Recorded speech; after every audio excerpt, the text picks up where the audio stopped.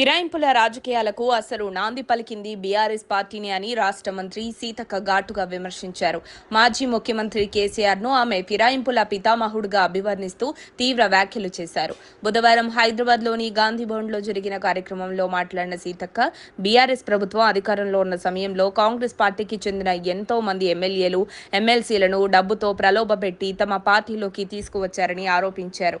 ప్రజలిచ్చిన తీర్పును గౌరవించకుండా రాజకీయ ప్రయోజనాల కోసం ఫిరాయింపులను ప్రోత్సహించింది బీఆర్ఎస్ ప్రభుత్వమేనని ఆమె అన్నారు.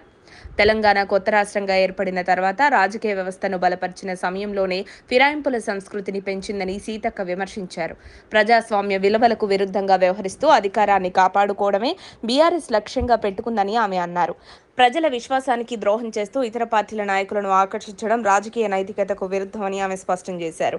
ఇదే సమయంలో గాంధీ భవన్లో జరిగిన ఎస్టీ సంఘాల సమావేశంలో కూడా సీతక్క కీలక వ్యాఖ్యలు చేశారు.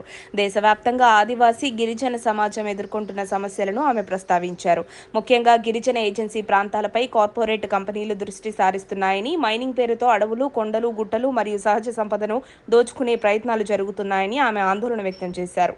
ఇది గిరిజనుల జీవన విధానానికి పెద్ద ముప్పుగా మారుతుందని చెప్పారు. ఈ పరిస్థితుల్లో గిరిజన సమాజం మొత్తం ఐక్యంగా ఉండాల్సిన అవసరం ఉందని సీతక్క పిలుపునిచ్చారు. తమ భూములు, అడవులు, సహజ సంపదను కాపాడుకోవడానికి గిరిజనులు ఒకటిగా నిలబడాలని సూచించారు. ఐక్యతే వారి బలమని, అందరూ కలిసికట్టుగా పోరాడితేనే తమ హక్కులను రక్షించుకోవచ్చని ఆమె పేర్కొన్నారు.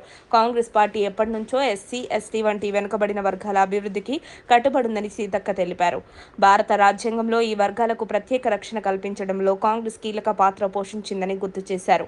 5th schedule, 6th schedule, Pisa చట్టం వంటి కీలక నిబంధనల ద్వారా గిరిజనులకు హక్కులు, రక్షణ కల్పించిందని ఆమె వివరించారు. ఈ చట్టాలు గిరిజన ప్రాంతాల పరిరక్షణకు ఒక కవచంలా పనిచేస్తున్నాయని చెప్పారు. ఆదివాసీ, గిరిజన సమాజానికి కాంగ్రెస్ పార్టీ ఎప్పుడూ అండగా నిలుస్తుందని సీతక్క స్పష్టం చేశారు.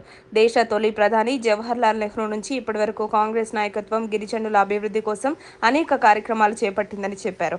గ్రామీణ మరియు గిరిజన ప్రాంతాల్లో అభివృద్ధి కార్యక్రమాలు అమలు చేయడంలో కాంగ్రెస్ ప్రభుత్వాలు కీలక పాత్ర పోషించాయని ఆమె గుర్తు చేశారు. అయితే గత కొంతకాలంగా బీఆర్ఎస్, బీజేపీ పాలనలో గిరిజనులకు అనేక అన్యాయాలు జరిగాయని సీతక్క ఆరోపించారు.